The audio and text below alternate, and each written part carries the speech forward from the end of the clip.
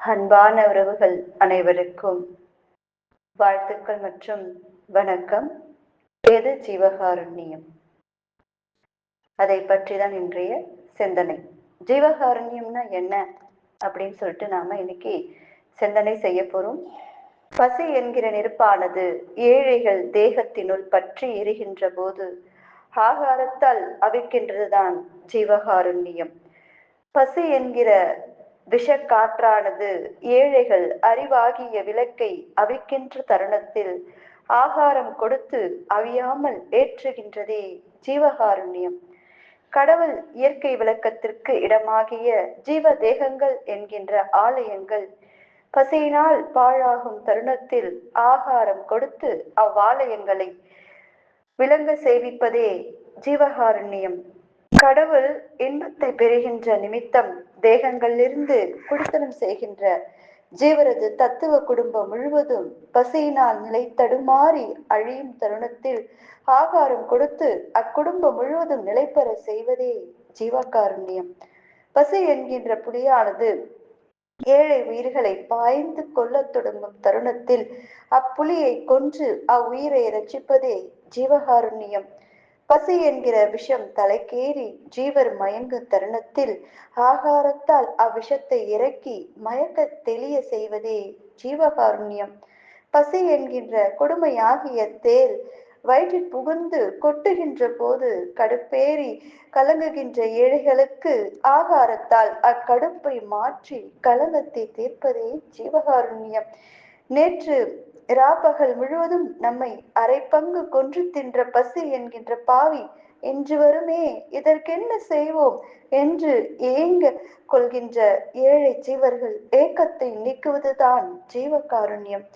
வெயிலேறி போகின்றதே, இனி பசி என்கின்ற வேதனை வந்து சம்பவிக்குமே, இந்த விதிவசத்திற்கு என்ன செய்வது என்று தேனில் விழுந்த ஈயை போல திகைக்கின்ற ஏழை ஜீவர்களுடைய திகைப்பை நீக்குவதுதான் ஜீவகாருண்யம். இருட்டி போகின்றதே, இனி ஆகாரம் குறித்து எங்கே போவோம், யாரை கேட்போம், என்ன செய்வோம் என்று விசாரத்தில் அழுத்திய ஏழை ஜீவர்களது விசாரத்தை மாற்றுவதே ஜீவகாருண்யம். நடந்து நடந்து காலெல்லாம் சோர்ந்தது, கேட்டு கேட்டு வாயெல்லாம் சோர்ந்தது, நினைத்து நினைத்து மனமும் சோர்ந்தது, இனி இப்பாவை வயிற்றுக்கு என்ன செய்வோம் என்று கண்ணீர் வடிக்கின்ற ஏழைகளுக்கு ஆகாரம் கொடுத்து அக்கண்ணீரை மாற்றுவதே ஜீவகாருண்யம். பகற்போதும் போய்விட்டது, பசியும் வருத்துகின்றது, வேறு இடங்களில் போக வெட்கம் தடுக்கின்றது, வாய் திறந்து கேட்க மானம் வலிக்கின்றது, வயிறு எரிகின்றது, உயிரை விடுவதற்கும் உபாயம் தெரியவில்லை, இவ்வுடம்பை ஏன் எடுத்தோம் என்று மனமும் முகமும் சோர்ந்தது, சொல்வதற்கு நாவிழாமல் ஒரு பாத சொப்பனம் கண்ட ஊமை போல் மனம் மருகுகின்றது. ஜீவர்களுக்கு ஆதாரம் கொடுத்து மானத்தை காப்பதே ஜீவகாருண்யம்.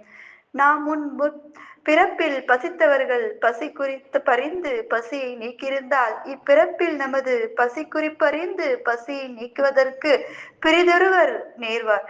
அப்போது அப்படி நாம் செய்ததில்லை, இப்போது நமக்கு இப்படி செய்வாரும் இல்லை என்று விவரித்து கொண்டு தூக்கம் பிடியாமல் தூக்கப்படுகின்ற ஏழை ஜீவர்களுக்கு ஆகாரம் கொடுத்து அந்த துக்கத்தை நீக்கி தூக்கம் பிடிக்க வைப்பதே ஜீவகாருண்யம்.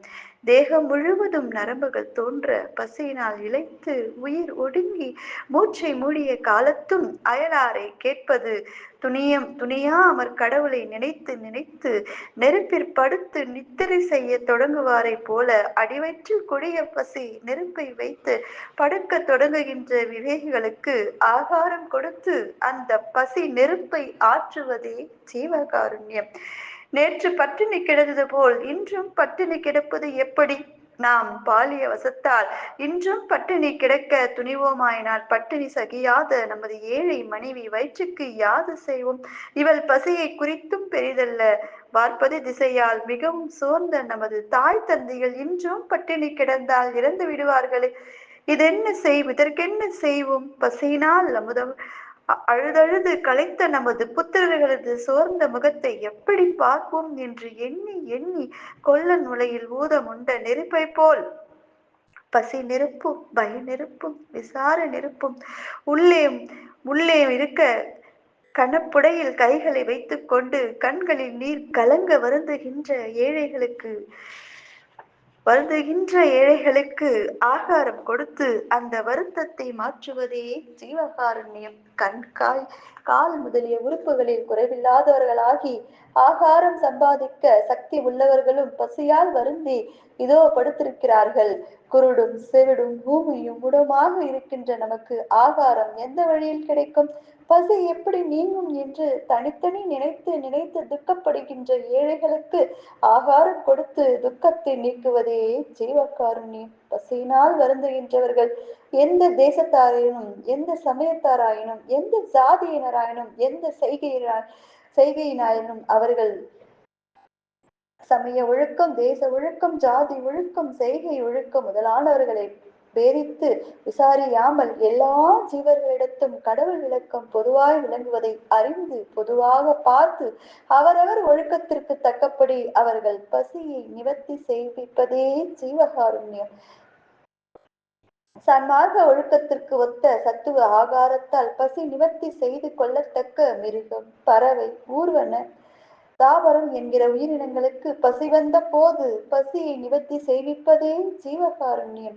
பசியை நிவர்த்தி செய்து கொள்ளத்தக்க புவனபோக சுதந்திரங்களை பெற்றதற்கரிய அறிவும் இருந்தும் பூர்வ கர்மத்தாலும் அஜாகரதையாலும் அச்சுதந்திரத்தை பெற்றுக் கொள்ளாமல் பசியினால் வருந்துகின்ற ஜீவர்களுக்கு ஆகாரம் கொடுத்து அந்த பசி வருத்தத்தை நீக்கி திருப்தி இன்பத்தை உண்டு பண்ணுவதற்கு காரணமாகிய ஜீவகாருண்யம் என்கின்ற திறவுகோலை கொண்டுதான் மோட்சமாகிய மேல் வீட்டு கதவை திறந்து கொண்டு உள்ளே புகுந்து எக்காலத்தும் அழியாத இன்பத்தை அனுபவித்து நாம் வாழ வேண்டும். ஆதலால் ஜீவகாருண்யம் என்கின்ற மோட்ச வீட்டு திறவுகோலை காலம் உள்ள போதே சம்பாதித்துக் கொண்டு சமசாரிகள் சரியை, கிரியை, யோகம், ஞானம் என்கின்ற சாதன சகாயங்களை வேண்டாமல் எக்காலத்தும் அடையாத இன்ப வீட்டை அடைந்து அவ்வீட்டு கதவை திறந்து கொண்டு உள்ளே புகுந்து நித்திய முக்தர்களாக வாழ்வார்கள்.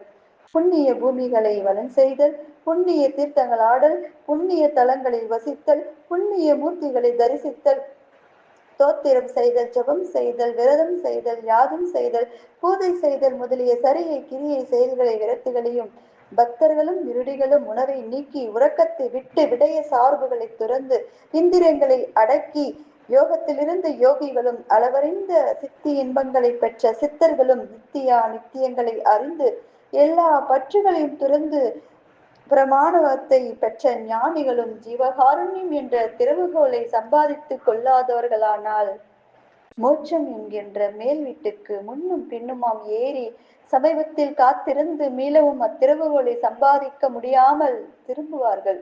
அல்லது கதவை திறந்து உள்ளே புகுந்து இன்பத்தை அடைந்து வாழ மாட்டார்கள் என்று உண்மையாக அறிய வேண்டும். இதனால் அறிவு விளங்கிய ஜீவர்களுக்கெல்லாம் ஜீவகாருண்யமே கடவுள் வழிபாடு என்றும் அறியப்படும். அன்றறியும் ஜீவகாருண்ய ஒழுக்கத்தை உடையவர்களாகி அருள் பொறுத்தல் முதலிய பிரபஞ்ச போகங்களை அனுபவிக்கின்ற சம்சாரிகள் எல்லாம் சர்வ சக்தியுடைய கடவுள் அருளுக்கு முழுதும் பாத்திரமாவார்கள். ஜீவகாருண்ய ஒழுக்கம் இல்லாமல் ஞானம், யோகம், தவம், விரதம், ஜபம், தியானம் முதலியவர்களை செய்கின்றவர்கள் கடவுள் அருளுக்கு சிறிதும் பாத்திரமாக மாட்டார்கள்.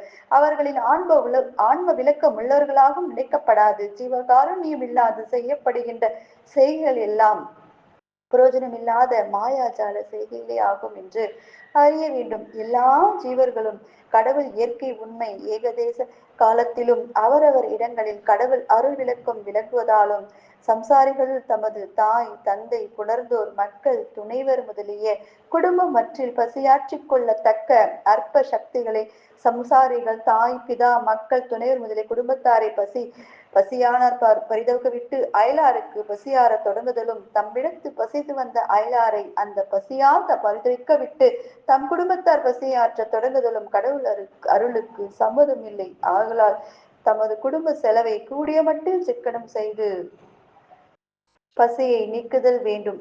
அனைவருக்கும் பசியை நீக்குதல் வேண்டும்.